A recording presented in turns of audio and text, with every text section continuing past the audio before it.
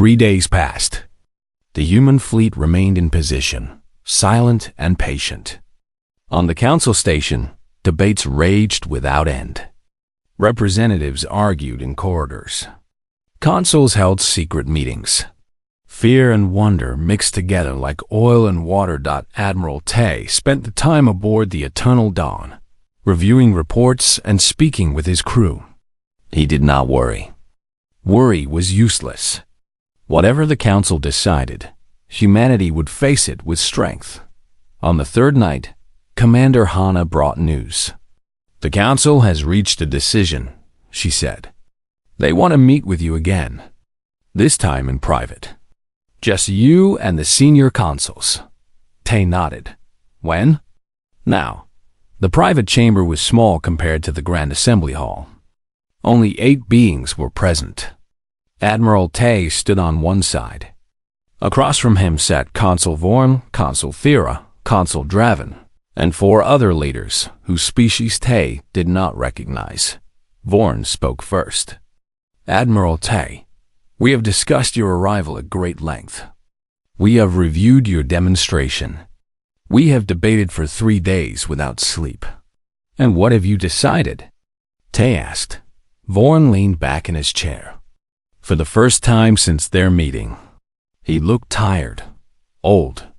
The arrogance had faded from his eyes. "We have decided that we were fools," Vorn said. Tay raised an eyebrow but said nothing. "For millions of years, we believed we were the masters of the galaxy. We watched younger species struggle and fail. We judged them. We controlled them. We decided who was worthy of existence and who was not." Vorn paused. "We were wrong to judge you." Consul Thera spoke up, her 6 arms folded in front of her. "When we summoned you, we expected primitives. We expected to evaluate you like animals and decide your fate.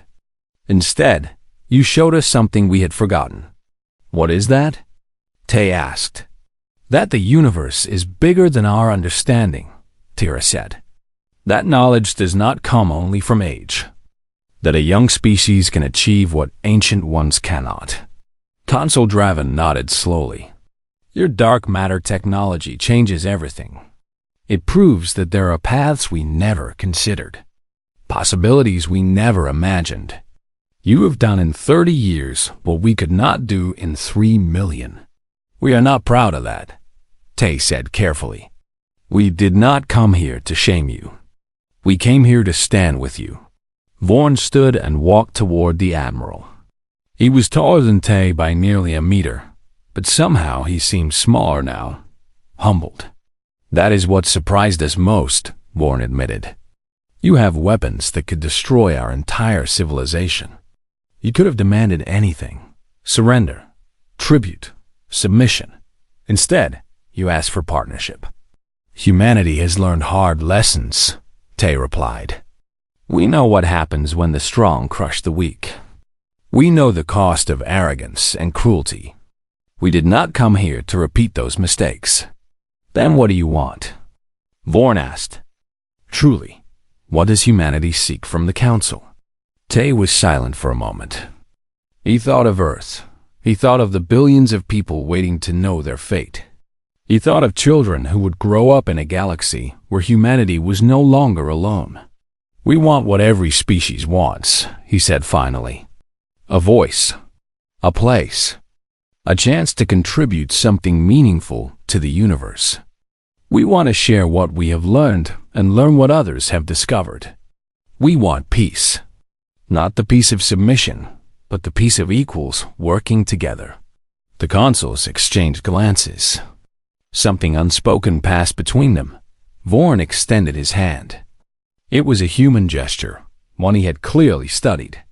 "Then you shall have it." Tay took his hand. The grip was firm.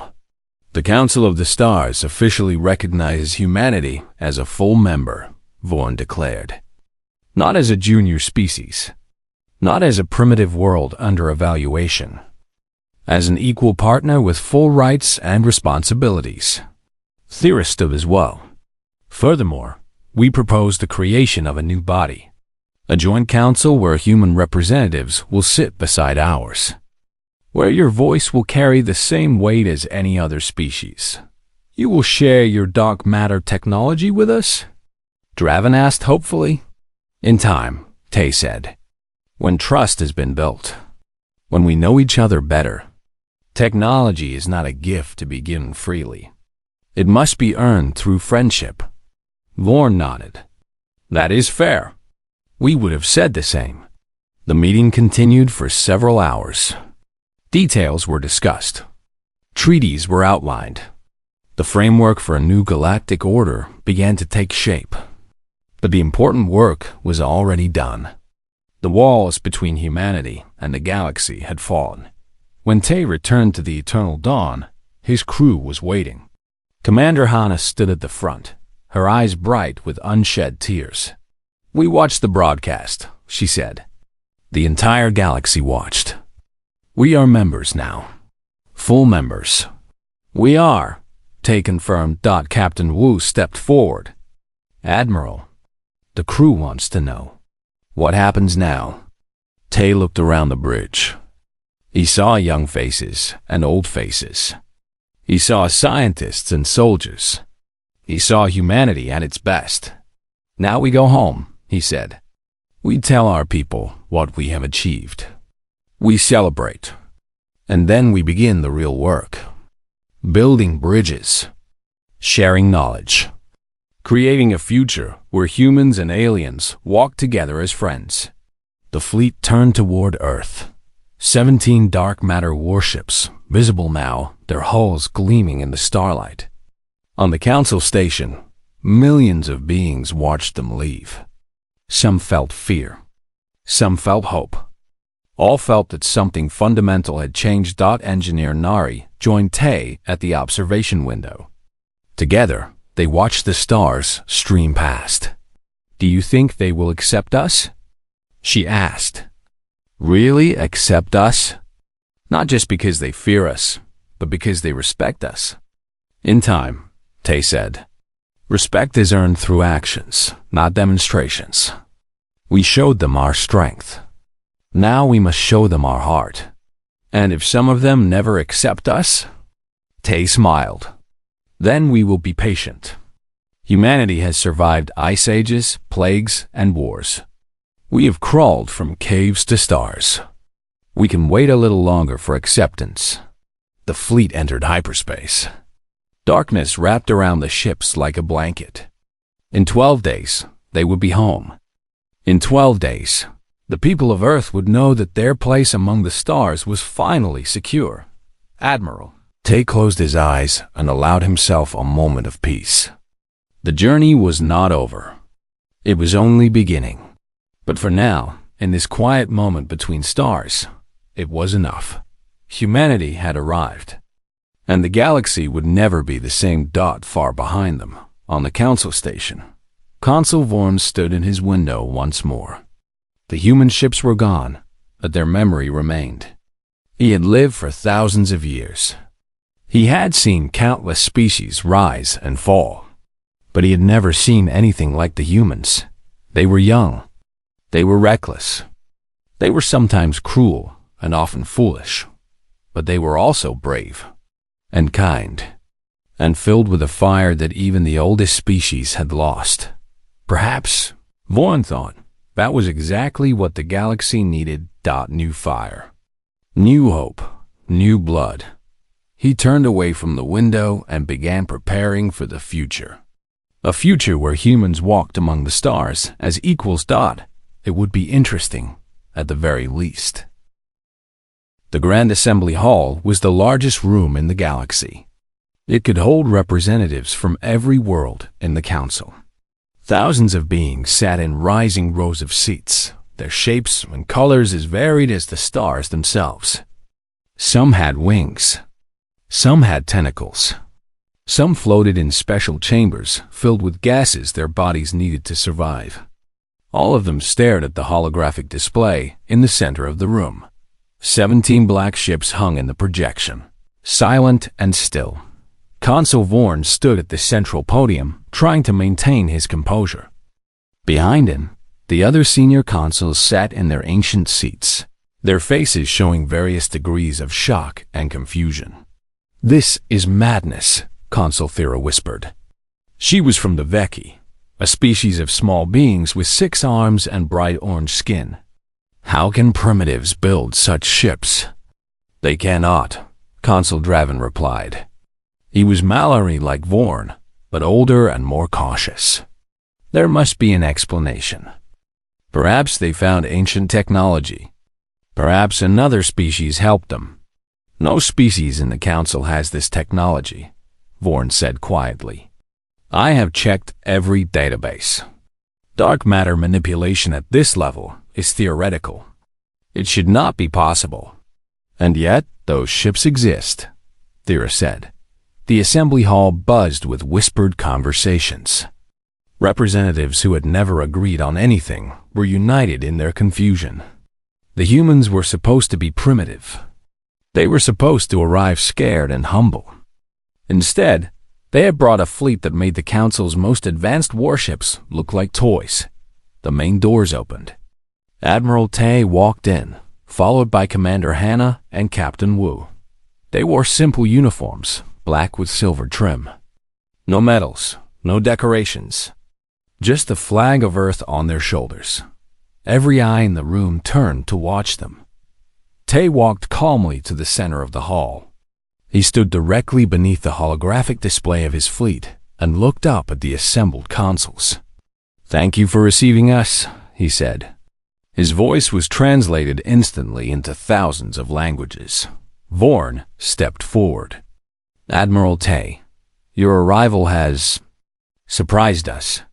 The Council has questions. I am sure you do. How did you build those ships? What technology did you use? Where did you obtain it?" Tay smiled slightly. "We built them ourselves.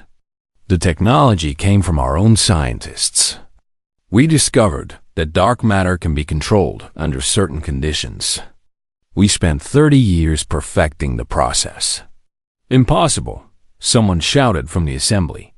"Humans have only had space travel for 200 years. Dark matter manipulation requires millions of years of development." "Apparently not," Tay replied calmly. "Vor" and raised his hand for silence. The hall quieted. "Admiral, the Council needs proof. We need to understand what your ships can do. Otherwise, we can't know if you are a threat." "A threat?" Hannah spoke up, her voice sharp. "We came here in peace. We answered your summons. We have not fired a single weapon. How are we a threat?" "You arrived with 17 warships," Vorm replied. "You refused to submit to our scanners. You demanded to be treated as equals. These are not the actions of a peaceful species."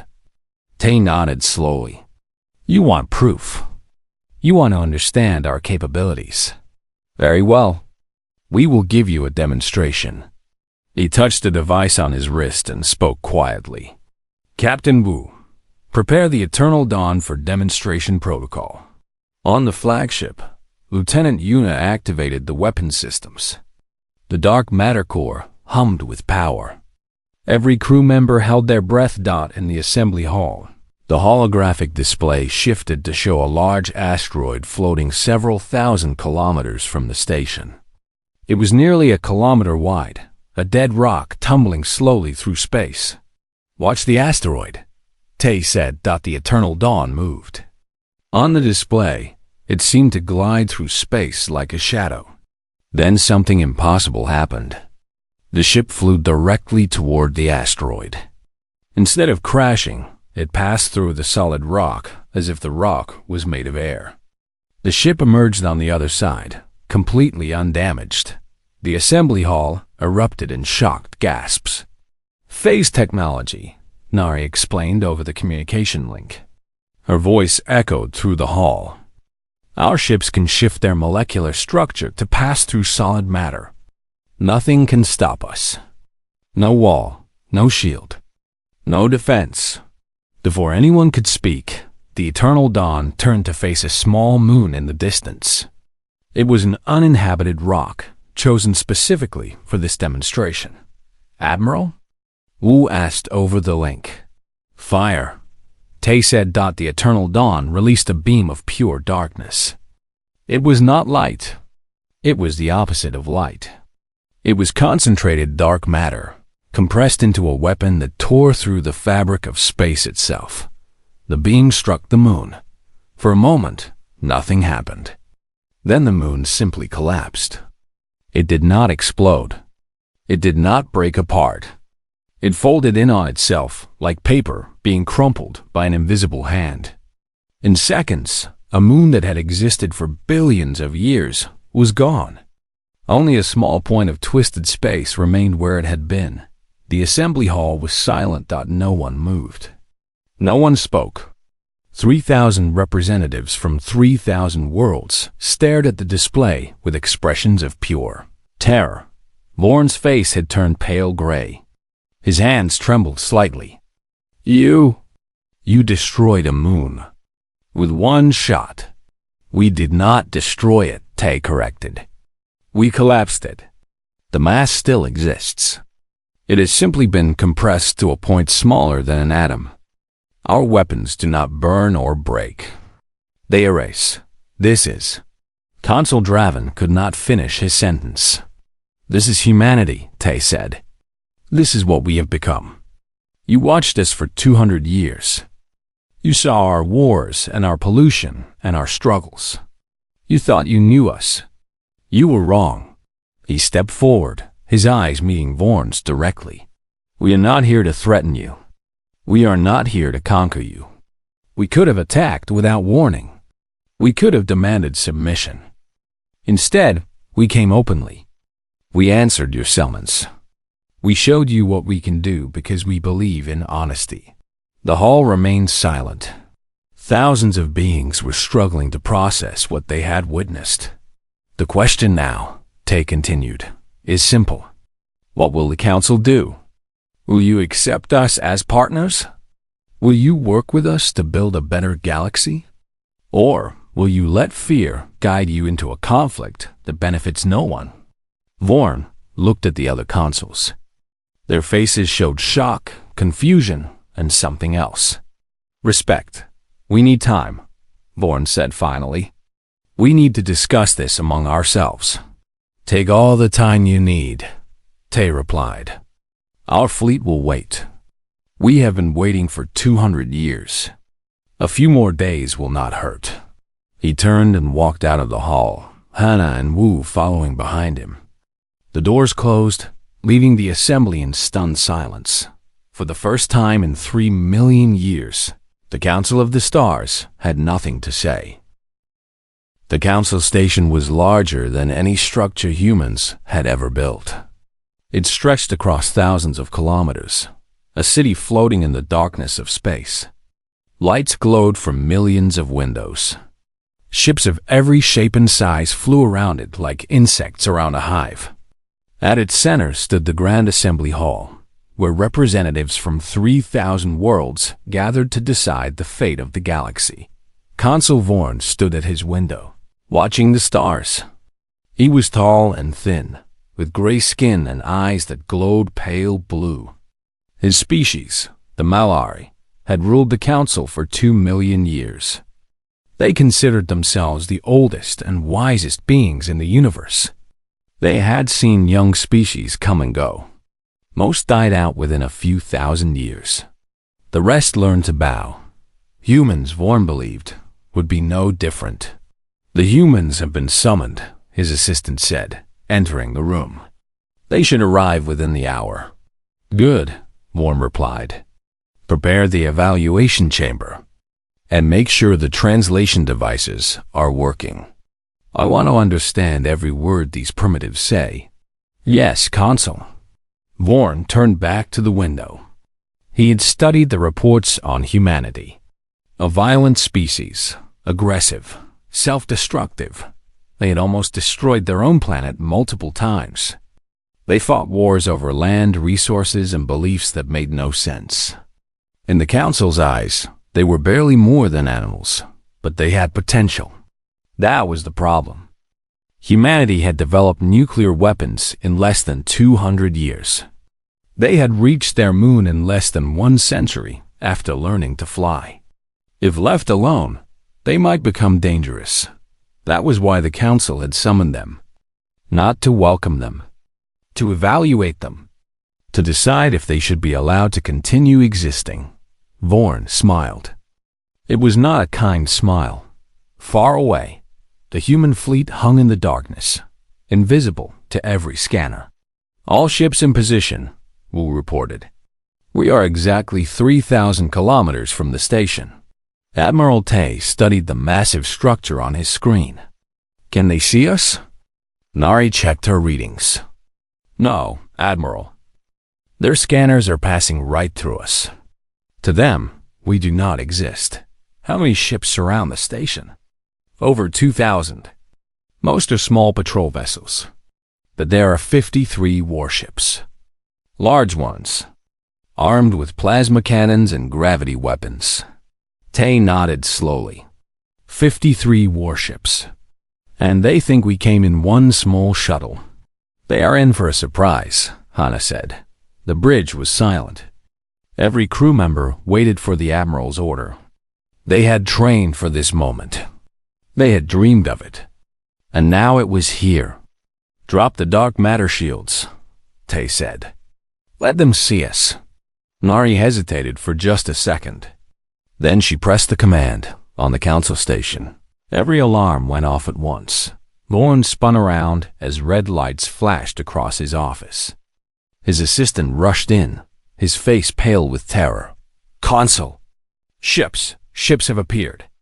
What ships? Where? 3,000 kilometers out. They just appeared. Out of nothing. Vorn pushed past him and ran to the command center. Screens showed chaos. Officers were shouting. Warning signals screamed. And on the main display, 17 shapes hung in the darkness. What are those? Vorn demanded. We do not know, a scanner officer replied. Our systems cannot read them. The hulls are made of something impossible. It absorbs all our scanning frequencies. We cannot see inside. We cannot detect their weapons. We cannot even determine what they are made of. That is impossible, Vorn said. No technology can block our scanners. We have the most advanced scanning systems in the galaxy. And yet those ships are blocking them, the officer replied quietly. Vorn stared at the display. The ships were massive. Each one was easily a kilometer long, with sleek black hulls that seemed to swallow the light around them. They moved in perfect formation, like predators circling prey. Are they human? Vorn asked. We believe so, Consul. But humans do not have ships like this. Humans barely have space travel. This is not possible. Stop telling me what is not possible. Vorn shouted. Those ships are real. They are here. And you are telling me that a species we considered primitive has somehow built vessels that our technology cannot even comprehend. No one answered.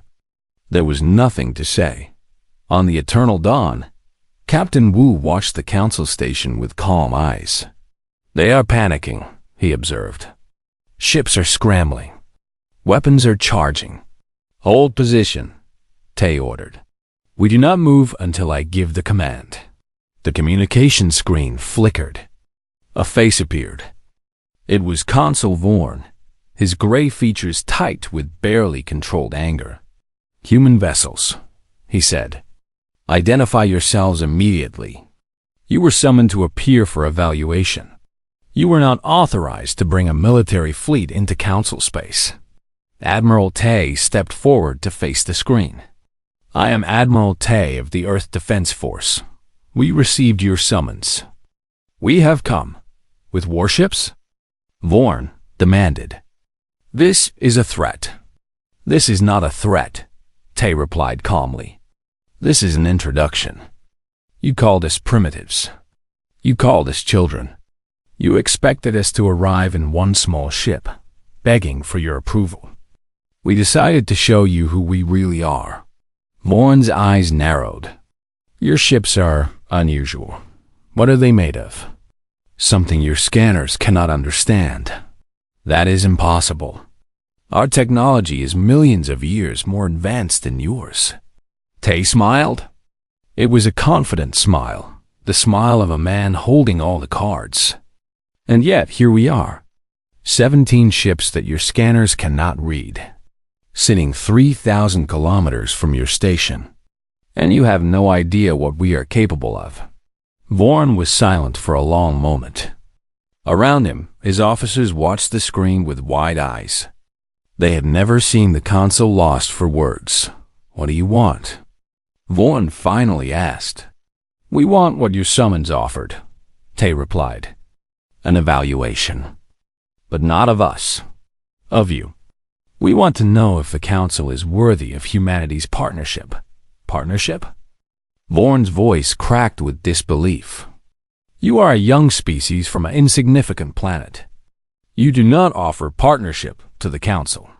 You petition for membership. You prove your worth. You earn your place. We did earn our place, Tay said. We earned it by doing something no other species in your 3-million-year history has ever done.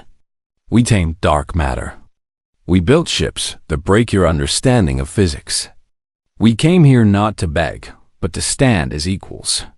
The communication ended. Vaughn stared at the blank screen. Around him, the command center was silent.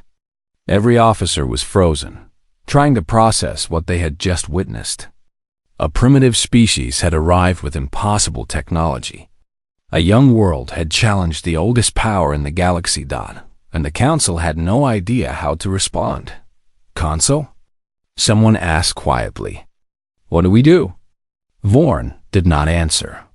He simply stared at the 17 dark shapes on his screen, and for the first time in his very long life, he felt something he had never felt before. Fear. The eternal dawn rose from the dark side of the moon at exactly midnight. Captain Wu stood on the bridge, watching the screens as his ship lifted into the void. Around him, 16 other vessels followed in perfect formation. They moved without sound, without light, without any sign that they existed at all. The dark matter hulls absorbed everything: light, heat, radiation, scanner beams. To anyone watching, the ships were invisible. They were ghosts made of shadow, sliding through space like whispers.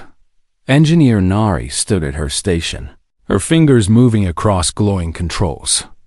She was young, only 32 years old, but she understood dark matter better than anyone alive.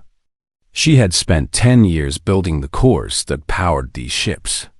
She knew every wire, every circuit, every atom of their construction. All cores are stable, she reported. We are ready for a hyperspace jump. Wu nodded. He was a quiet man who rarely spoke more than necessary. His crew respected him for his calm nature. Nothing seemed to disturb him. Not danger, not fear, not even the knowledge that they were about to travel across the galaxy to face beings who had ruled the stars for millions of years. Begin the jump, he said. In a R, I pressed a single button. The universe folded around them. Hyperspace was not like the old movies had shown. There were no shrieking stars or colorful tunnels. Instead, there was darkness. Pure, complete darkness that seemed to press against the ship from all sides. The dark matter cores hummed with power, creating a bubble of normal space around each vessel, as they slid through dimensions that human minds could barely understand. Admiral Tay stood in his quarters aboard the Eternal Dawn. He had chosen to travel with the fleet rather than watch from Earth.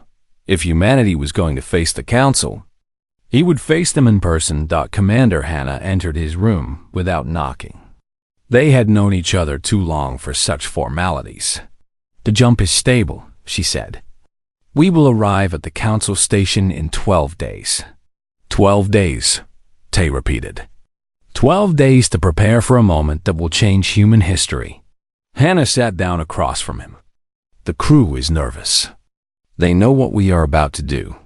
Some of them are writing letters to their families. Good, Tay said. They should write those letters. They should remember why we are doing this. Not for glory, not for power, for the people we left behind, for the children who will grow up in a galaxy where humanity has a voice. The ship hummed around them. In the darkness of hyperspace, time moved strangely. Hours felt like minutes. Days felt like hours. The crew worked in shifts, checking systems, running drills, preparing for every possible situation. On the third day, Captain Wu called a meeting of all senior officers. They gathered in the main conference room, their faces lit by the soft glow of holographic displays. "We need to discuss what happens when we arrive," Wu said. "The Council expects one small ship. They will see 17 warships. Their first reaction will be fear. Fear leads to violence." Lieutenant Yuna spoke up. She was the weapons officer, a woman with steady hands and a mind that could calculate firing solutions in seconds. "If they fire on us, we can defend ourselves. The dark matter shields can absorb any conventional weapon. And if they use unconventional weapons?" Wu asked. "Then we show them what our weapons can do," Yuna replied. "We did not build these ships to hide. We built them to fight if necessary." Nari raised her hand. "There is something else we should consider. The Council has scanning technology far beyond anything we faced on Earth. When we emerge from hyperspace, they will try to scan us. They will fail. Their scanners cannot penetrate dark matter, which means they will not know what we are," Wu said. "They will not know our weapons, our defenses, our capabilities. To them, we will be a mystery." "Mysteries frighten people," Hana said from her seat near the back. "Frightened people do dangerous things." Admiral Tay had been silent throughout the discussion. Now he spoke, and everyone turned to listen. "The Council has ruled the galaxy for 3 million years. They have seen species rise and fall. They have watched civilizations burn and new ones take their place. They believe they have seen everything. They believe nothing can surprise them." He stood and walked to the center of the room. The holographic display showed the Council Station, a massive structure orbiting a dying star. Thousands of ships surrounded it. Millions of beings lived within its walls. "We are about to prove them wrong," Tay continued. "We are about to show them that the universe still holds secrets. That a young species from a small planet on the edge of the galaxy has done something impossible. We have tamed dark matter. We have built ships that break their understanding of physics." He looked at each officer in turn. "When we arrive, there will be fear. There will be anger. There will be threats. But we will not fire first. We will not start a war. We will stand before them and show them who we are. Not conquerors. Not enemies, partners. And if they refuse?" Yuna asked. "Then we show them our strength," Tay said. "Not to destroy, to demonstrate. We let them see what we can do. And then we offer them a choice. They can accept us as equals, or they can live knowing that somewhere in the galaxy, there is a species they cannot defeat." The meeting ended. The officers returned to their stations. The fleet continued through hyperspace. 17 shadows moving through darkness. On the 8th day, Nari discovered something strange. The dark matter cores were producing more power than expected. The energy readings were off the charts. "What does it mean?" Wu asked when she reported her findings. "I am not sure," Nari admitted. "The cores are feeding off something in hyperspace. Something we did not predict. The ships are becoming more powerful the longer we travel." Wu considered this. "Is it dangerous?" "No, at least I do not think so. But when we emerge, our weapons will be stronger than we planned. Our shields will be thicker. Our speed will be greater." Wu almost smiled. Then the Council is in for an even bigger surprise. On the 12th day, the fleet prepared to emerge from hyperspace. Every crew member was at their station. Every weapon was ready. Every shield was raised. Admiral Tay stood on the bridge of the eternal dawn, watching the darkness begin to fade. "This is it," he said quietly. "In a few moments, we will enter normal space. The Council will see us. The galaxy will know we exist. There is no going back." Hannah stood beside him. "Are you ready?" Tay thought of Earth. He thought of the snow falling on Sol. He thought of the billions of people who were counting on them without even knowing it. "I was born ready," he said. "Let us show the stars what humanity can do." The darkness shattered. Light flooded the bridge. And the Council of the Stars saw something that made them freeze in absolute terror. 17 impossible ships hung in the void, waiting. Humanity had arrived. The message arrived on a cold morning in December. Admiral Tay stood at the window of his office in Seoul, watching the snow fall over the city. Behind him, his personal screen glowed with strange symbols.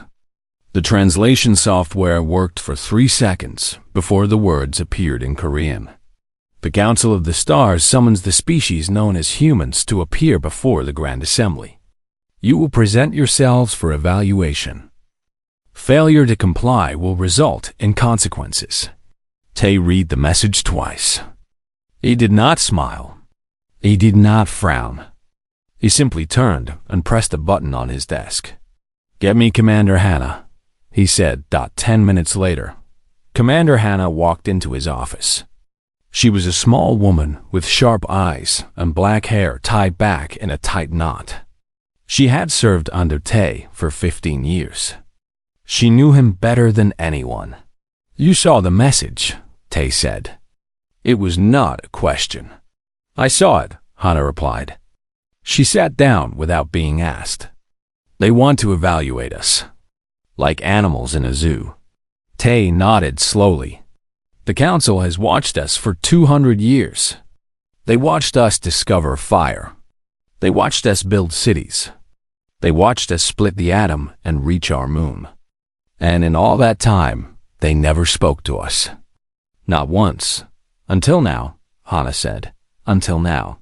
Tay walked to his desk and pulled up a holographic map of the galaxy. Thousands of stars glowed in the air between them. The Council controls 3,000 worlds. They have ships that can cross the galaxy in days. They have weapons that can destroy planets. And they think we are nothing. Hannah leaned forward. "What do they know about us?" "Really know?" "They know we are young," Tay said. "They know we fight among ourselves. They know we pollute our world and kill our own kind. To them, we are children.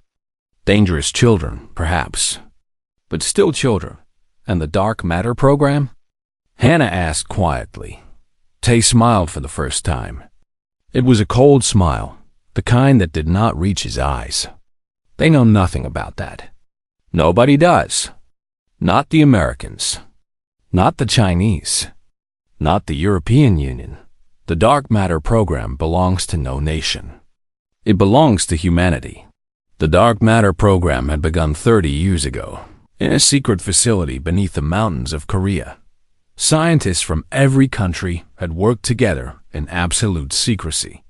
They had discovered something that changed everything. Dark matter was not just invisible mass floating through space. It could be controlled. It could be shaped. It could be turned into the most powerful material the universe had ever seen. And humanity had used it to build warships. "How many ships do we have?" Hannah asked. 17, Tay replied. 17 warships with dark matter cores. They can move through solid objects.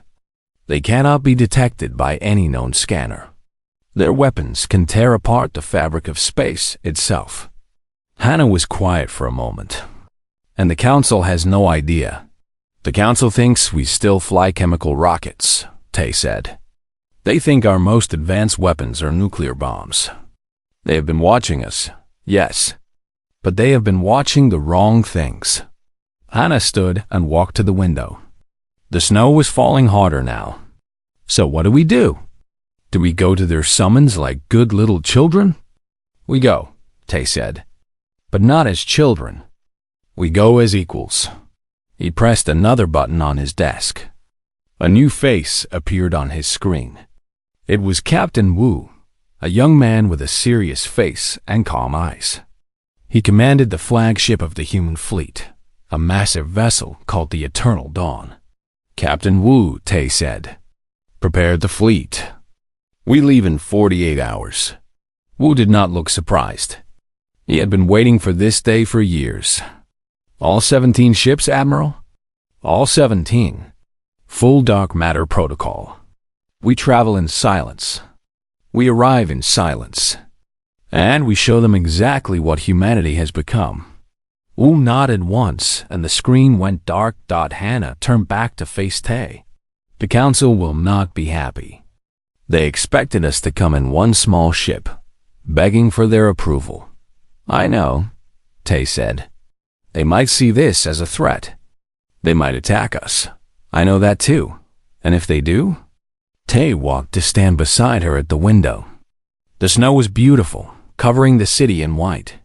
Somewhere out there, millions of people were living their lives, working, eating, loving. They had no idea that everything was about to change. If they attack us, Tay said slowly, they will learn something important. They will learn that humanity does not beg. We do not bow. We do not break. We have crawled out of caves and split atoms and walked on moons.